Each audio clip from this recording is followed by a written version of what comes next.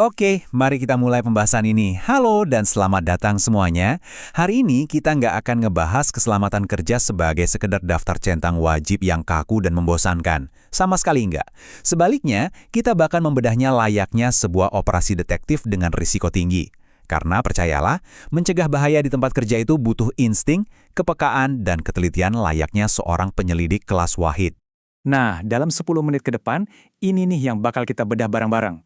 Kita akan mulai dari anatomi kecelakaan, lalu menyingkap rahasia segitiga kecelakaan, membandingkan pemantauan aktif versus reaktif, menyelami proses investigasi, dan diakhiri dengan pelaporan dan pembelajaran. Tujuannya cuma satu, supaya Anda punya alat bantu yang spesifik untuk menjadi detektif pencegahan di organisasi Anda sendiri.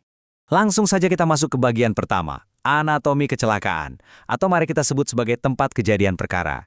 Ibarat memecahkan sebuah misteri, untuk bisa mencegah tragedi, pertama-tama kita harus paham betul gimana sih sebuah bencana itu sebenarnya terbentuk dari awal. Sekarang, saya mau menantang Anda untuk sejenak memikirkan tempat kerja Anda sendiri. Apakah rekor keselamatan Anda yang selama ini bersih itu murni karena manajemen yang top, atau jangan-jangan cuma keberuntungan belaka? Ilmuwan terkenal, Lord Kelvin, pernah bilang, kalau kita nggak bisa mengukur kinerja kita, pengetahuan kita itu sebenarnya sangat minim. Jadi, tempat kerja yang nol kecelakaan belum tentu aman ya. Bisa jadi kita cuma lagi beruntung aja. Coba deh renungkan kutipan legendaris dari Benjamin Franklin di tahun 1752 ini. Karena kurangnya paku, ladam hilang. Karena kurangnya ladam, kuda hilang. Dan karena kurangnya kuda, penunggangnya hilang. Dalam banget kan? Ini ngingetin kita, kalau kelalaian sekecil apapun yang kelihatannya sepele bisa memicu rentetan peristiwa yang berujung pada kerugian fatal yang mengerikan. Biar kita punya pijakan yang sama, ada dua istilah inti yang harus dipahami. Pertama, kecelakaan.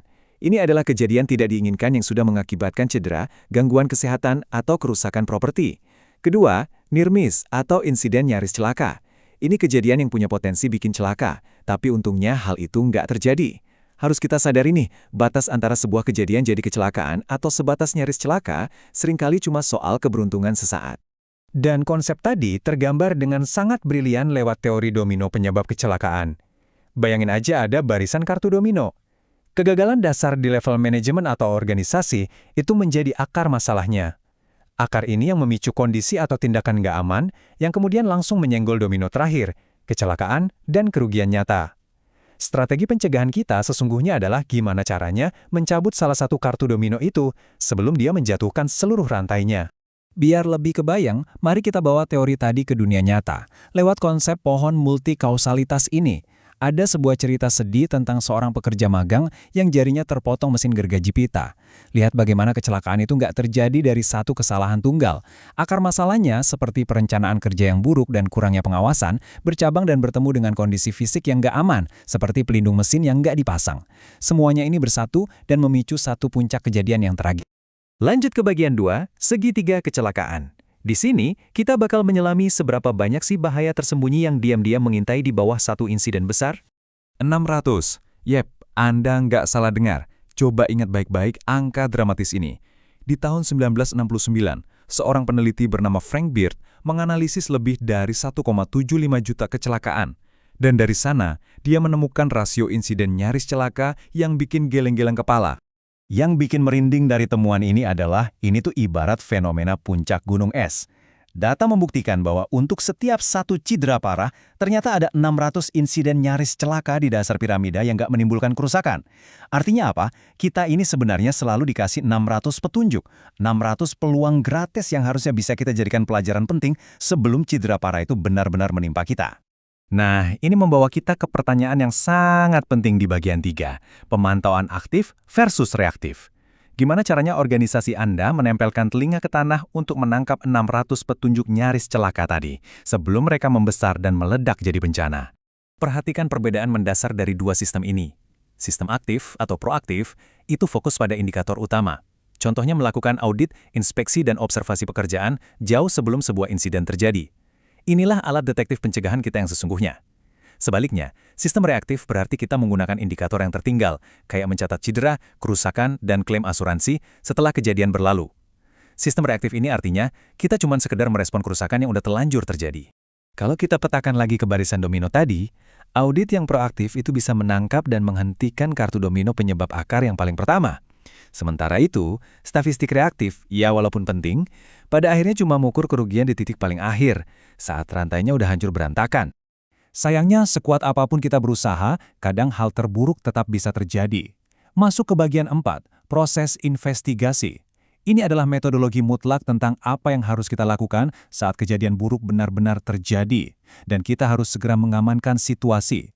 Hal krusial yang perlu dipahami adalah, kita nggak cuma menentukan level investigasi berdasarkan seberapa parah cederanya.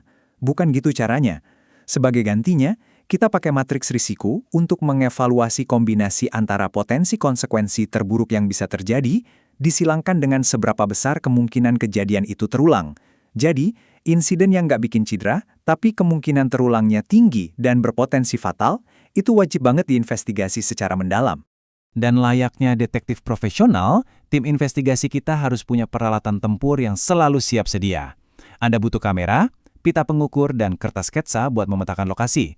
Terus ada formulir pernyataan saksi yang harus cepat-cepat diisi sebelum ingatan mereka pudar, pita peringatan bahaya untuk menjaga TKP tetap utuh, dan tentu saja alat pelindung diri agar Anda bisa mengumpulkan bukti dengan aman. Proses investigasi itu sendiri punya 4 fase sistematis. Fase 1, kumpulkan informasi. Fase 2, analisis informasi tadi untuk cari akar masalahnya yang saling tumpang tindih. Fase 3, identifikasi kontrol risiko apa yang hilang. Dan fase 4, susun rencana tindakan. Intinya, kita nggak boleh berhenti sekedar ngumpulin data mentah. Kita harus bergerak maju dengan membuat target-target smart yang akan secara permanen memutus rantai domino kecelakaan tadi. Kerja luar biasa di lapangan nggak akan ada artinya kalau temuan kita dibiarkan begitu saja. Ini membawa kita ke bagian terakhir, pelaporan dan pembelajaran. Data itu harus dikatalogkan dan dianalisis untuk mencegah malapetaka yang sama datang lagi. Saking krusialnya hal ini, badan pengatur seperti Organisasi Perburuhan Internasional atau ILO punya aturan ketat soal pelaporan sistematis tentang kategori penyakit akibat kerja, mulai dari paparan bahan kimia, penyakit sistem pernapasan, sampai paparan karsinogen penyebab kanker. Semua pencatatan ini sangat penting untuk analisis statistik skala global dan mendorong intervensi regulasi yang super mendesak. ILO juga membagi berbagai kelas kecelakaan untuk memudahkan kita. Dari pekerja yang jatuh, tertimpa benda, terjepit, sampai kelelahan parah karena gerakan fisik. Kenapa repot-repot dikelompokkan? Supaya organisasi bisa melihat tren tersembunyi yang sering terlewat, analisis data yang kuat ini nantinya bakal jadi argumen Anda untuk menjustifikasi biaya peningkatan keselamatan. Ujung-ujungnya, jelas untuk melindungi nyawa seluruh rekan kerja Anda. Sebagai penutup dari analisis kita hari ini, saya mau meninggalkan satu pertanyaan provokatif buat Anda renungkan. Kalau kita sepakat bahwa hasil dari sebuah insiden itu seringkali cuma masalah keberuntungan semata, apakah selama ini organisasi Anda benar-benar belajar dari peristiwanya atau sekedar bereaksi pada hasil akhirnya saja? Yuk kembali ke tempat kerja Anda, temukan ratusan insiden nyaris celaka itu, dan mulailah berinvestigasi sebelum domino pertamanya jatuh.